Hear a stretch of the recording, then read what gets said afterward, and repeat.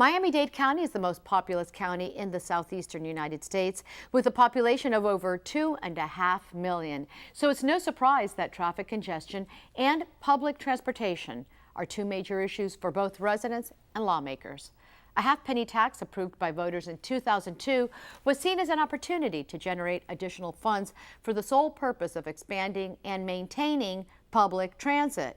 On last week's program, Miami-Dade County Commissioner Javier Suarez criticized Mayor Carlos Gimenezs for transferring these transportation funds to finance other projects, calling the mass transportation system inadequate. Joining me to discuss this and more, we welcome Alice Bravo, Director of Miami-Dade Transit. Alice, thank you so much for joining us today. Thank you for having me. Well, Commissioner Suarez was with us last week, and he was very critical of the funds that are taken out of this half-penny tax and is moved and has been used for the general fund to finance other projects. Why is that done? Well, I think it's important to clarify some of the facts associated with this issue. If you look at what was promised during the campaign for the half-cent sales tax, there were a number of things that were promised, such as free service on the Metro Mover system downtown Miami, that 20% of the funds would go to municipalities, and that there would be additional bus service and the addition of extensions of Metro Rail. So if you quantify all the additional miles of bus service that have been added, how many people are using the Golden Passport and are using our transportation system at fare-free, and actually, if you look, 25 municipalities are providing municipal circulator service. We've milled and resurfaced many roadways, implemented all kinds of traffic improvements. If you look at what the county is providing in terms of new service, it exceeds actually the amount of half-cent sales tax that's going towards operations.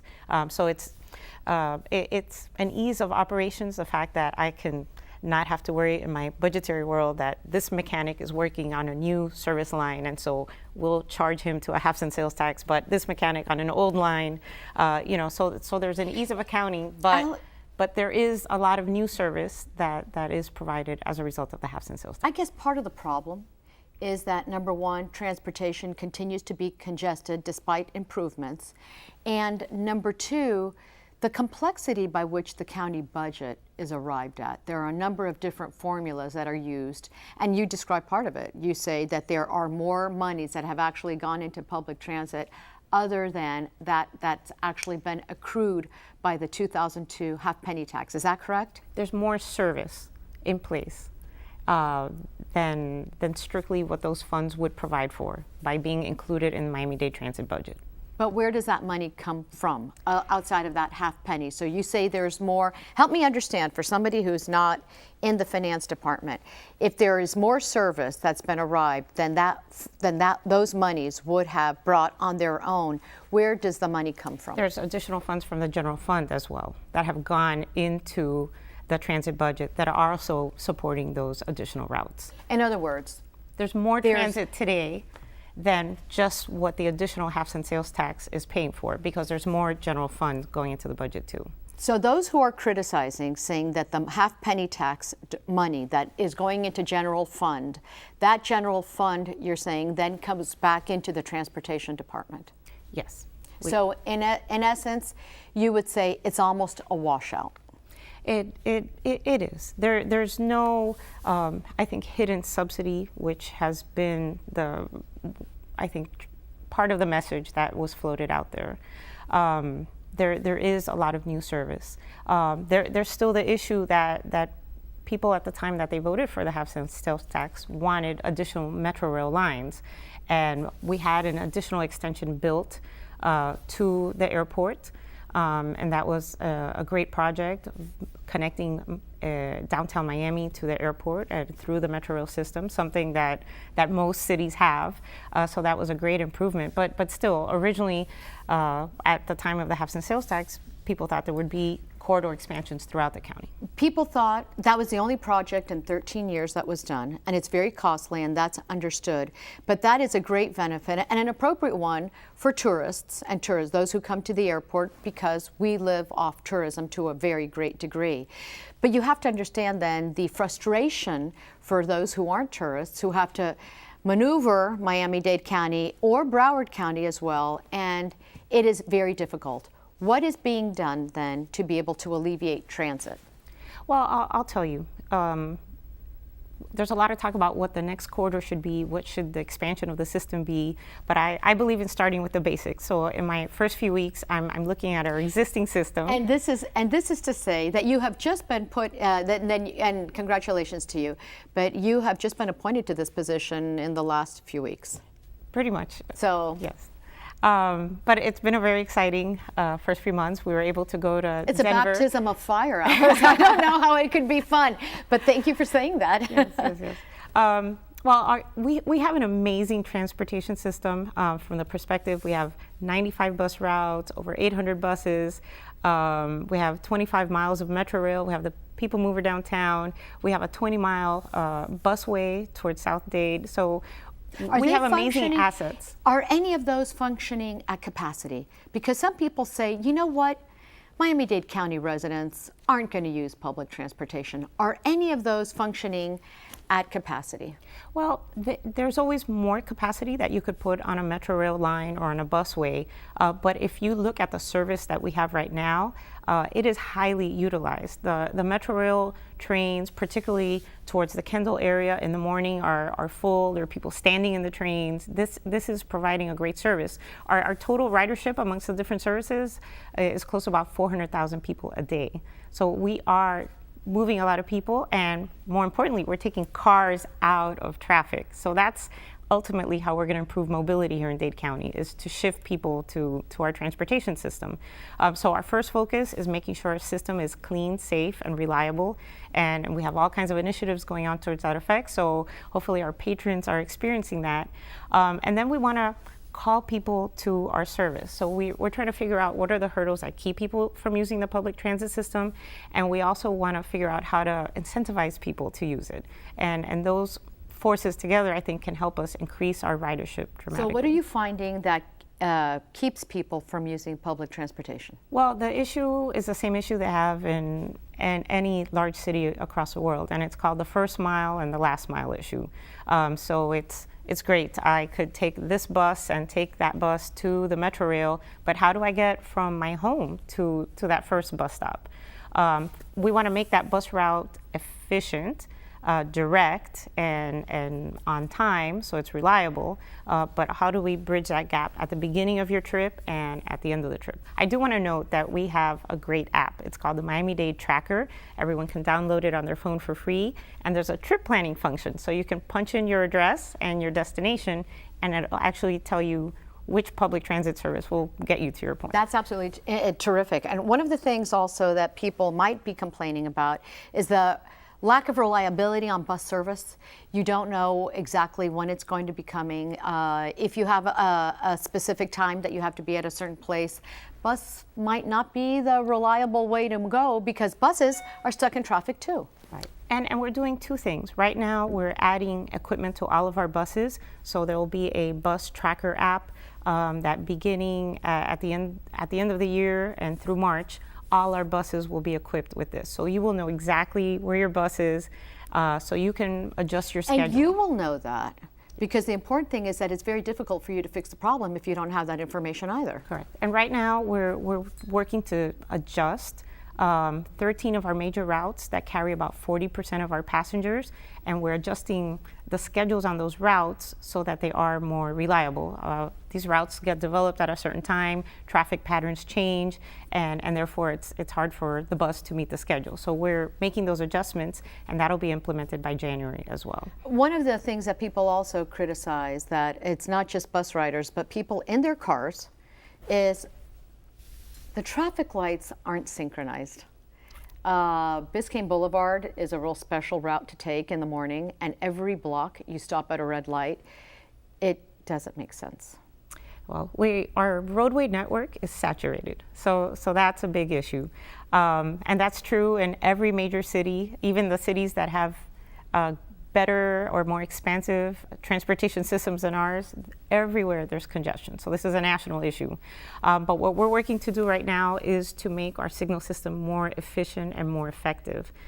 So Dade County has worked diligently to get all the signals connected to a central computer, and now we're working to provide adaptive features. And when you say adaptive features, they change related to traffic patterns. It can detect if there's heavy congestion or little congestion, and then the lights then adjust to that.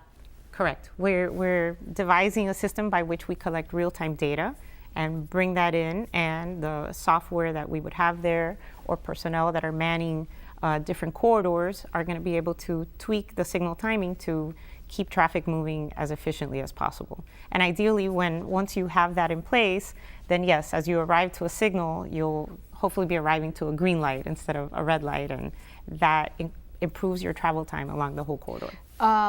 Bus rapid transit, it's talked about considerably, and there are some projects that are in play right now. But what does bus rapid transit entail per se? True bus rapid transit, like they have in countries in South America, they also have it in Cleveland that's been successfully implemented. True bus rapid transit should feel as if you're on a metro rail line, except you're really on a bus. And what I mean by that is that you're at a comfortable station while you're waiting for the BRT bus. So another thing is how the ticketing is sold. Another issue is when the bus pulls up, the ease of getting in and out of the bus, just like when the metro rail arrives, the doors open, and a lot of people move in and out quickly. So the bus is only stopped for a few seconds as it goes along the route. Is it on rails? No, it's basically a bus. It's a real bus. But the system is designed to be as effective as a rail system. So you could provide the same level of service, but at a much lower cost. How fast do they go? Well, if you look at our busway in South Dade, we're actually evaluating what changes we have to make to that system to bring it up to a true BRT.